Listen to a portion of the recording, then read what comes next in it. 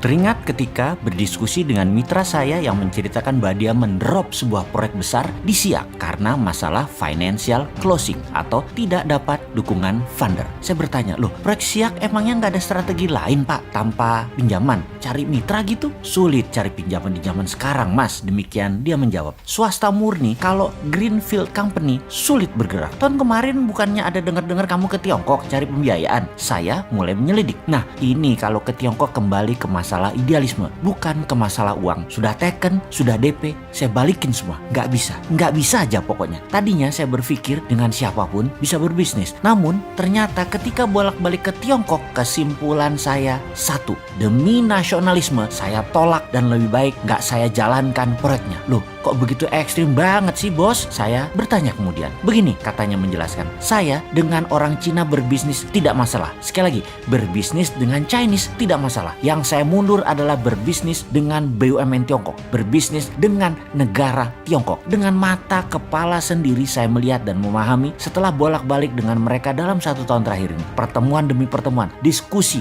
dan menyaksikan sendiri apa dan siapa mereka. Tiongkok itu membagi dua secara global bisnisnya. Dalam negeri, swasta yang mengelola, yang bermain kira-kira 80%. Luar negeri, BUMN Tiongkok yang bermain hampir 90%-nya. Pemerintah dukung dana, dukung fasilitas lainnya ke BUMN Tiongkok untuk menggarap luar negeri. Dengan 1,5 miliar manusia di Tiongkok, mereka memerlukan pangan dan kerja buat penduduknya. Tiongkok membuat grand strategi dan policy. China is not a country. China is civilization. China itu bukan negara, tetapi komunitas. Diaspora Cina menguasai seluruh jagat raya. 2-5% di sebuah negara, pasti diaspora Cina berada di sana. Dan bagi mereka, yaitu Tiongkok, melihat mereka semua itu adalah satu civilization yang bisa dimanfaatkan akar budayanya. Lalu saya perhatikan, semua yang kerja di luar Tiongkok, BUMN Cina, semua muda-muda, masih single, paling tua, tidak lebih 35 tahun. Target mereka jelas, karena terucap oleh pemimpin mereka. Mereka itu akan dijadikan diaspora, nggak usah pulang kalau perlu. Single, kawin dengan penduduk lokal, baik Cina diaspora atau pribumi lokal, nggak masalah. Lebih murah bagi mereka,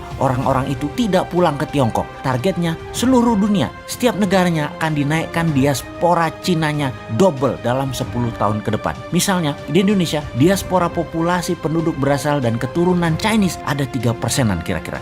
Dalam 10 tahun akan menjadi 6% dari jumlah penduduk. Ini mungkin banyak yang tidak percaya informasi seperti ini. Ini strategi Tiongkok. Ini bagian dari obor One Belt One Road. Yang 3% itu saudara kita. Tapi yang baru itu mesin perang. Dan akan tidak nyaman saudara yang sudah berpaspor hijau dari sejak lama. Namun itulah taktik perang ekonomi dan hybrid war ala Rusia Morishkova 2.0. Strategi ini dipakai Rusia untuk mencaplok Crimea. Negara berdaulat itu diambil Rusia. Dunia hanya bisa diam. Semua orang yang bekerja di BUMN Tiongkok di luar negeri telah mengikuti semacam wajib militer. Mereka terdidik secara militan dan militer. Dengan pengetahuan ini, saya putuskan saya tidak akan berbisnis dengan BUMN Tiongkok. Ini sama saja dengan menjual bangsa, menjual negara, menjual NKRI. Lebih baik proyek saya tidak jalan daripada bangsa Indonesia tergadai. Dan sekarang saya jadi bingung dengan pejabat yang malah memfasilitasi Tiongkok masuk. Lalu BUMN Indonesia dengan BUMN Tiongkok bekerja sama. Diaspora tadinya sebentar lagi jadi ancaman nasional. Ini soft threat. Banyak yang terbuai uang, terbuai proyek, namun menggadaikan kedaulatan bangsa. Saya miris dengan ini semua. Dia melanjutkan monolognya. Saya berharap ini semua karena by accident dalam tanda petik. Karena alfa, karena lupa, karena pejabatnya lupa, karena ketidaktahuan pejabat. Namun kalau ini by accident dengan sengaja melakukan Cinanisasi, memasukkan diaspora Cina baru, akan mengikuti juga pastinya, yaitu faham yang berbeda dengan Pancasila, faham komunisme. Menurut saya, rakyat rasa tidak akan diam nih.